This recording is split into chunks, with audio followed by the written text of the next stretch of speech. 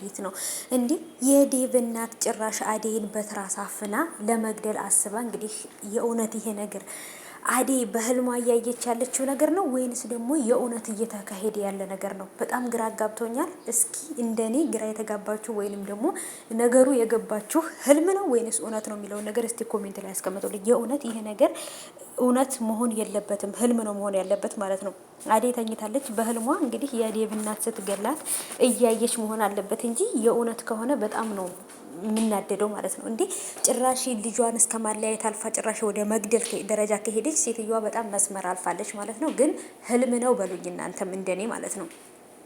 ሰላም ውድ የተከበራችሁ የቻናሌ ተከታታዮች እንዴት ናችሁ? ልኝ ከኔ ጋር ሁሉ ሰላም ነው። ሰላማችሁ ይብዛልኝ ባላችሁበት ውድ ቤተሰቦቼ። ለዚህ ቻናል አዲስ ከሆናችሁ ሰብስክራይብ አድርጋችሁ ቤተሰብ ሁኑ። ነባሮች ዌልካም ዌልካም፣ እንኳን በሰላም መጣችሁ ብያለሁ ውድ ቤተሰቦቼ። እውነት ለመናገር በጣም ግራ አጋቢ ነገር ተፈጥሯል ማለት ነው። እናም ደግሞ በኮሜንት ላይ አዎ አሁን ላይ እየተፈጠረ ያለው ነገር ትንሽ ግራ ያጋባል ምናምን እያላችሁ ነው። እንዴት ይሄ ነገር ይፈጠራል?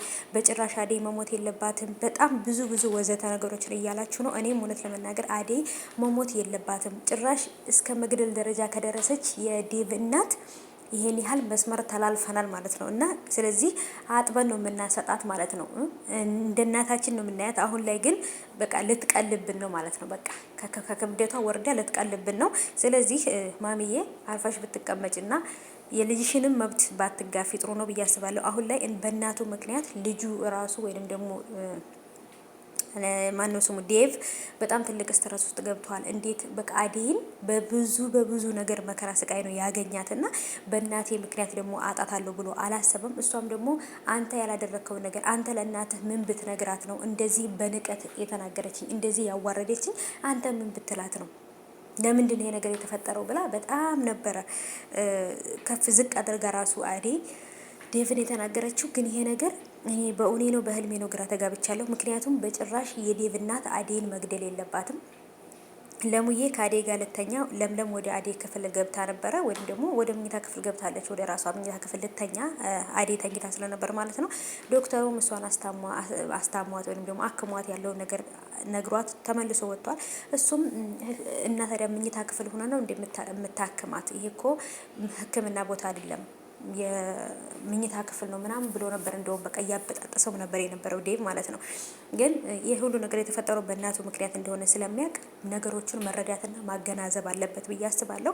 እውነት ለመናገር ነገሮች ውዝግብግብ ያሉ ነገሮች ደርሰዋል።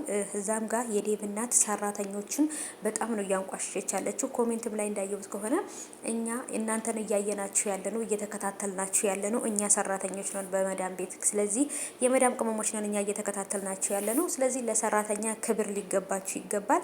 ክብር ለሰራተኛ መስጠት አለባችሁ ምናምን እያላችሁ ኮሜንት እየጻፋችሁ ነበር። እና ወዶች ያው ድራማው ላይ ለማሳየት የዴቭ እናት ምን አይነት ሰው እንደሆነች ለማሳየት እንጂ የፍቅር እናት ለሰራተኛውም ለሁሉም እኩል መብት ያላት በጣም ክብር ያላት ሰው ናት ማለት ነው። እና ነገሮች በጣም ከባድ ነው። ዴቭ መሞት የለባትም።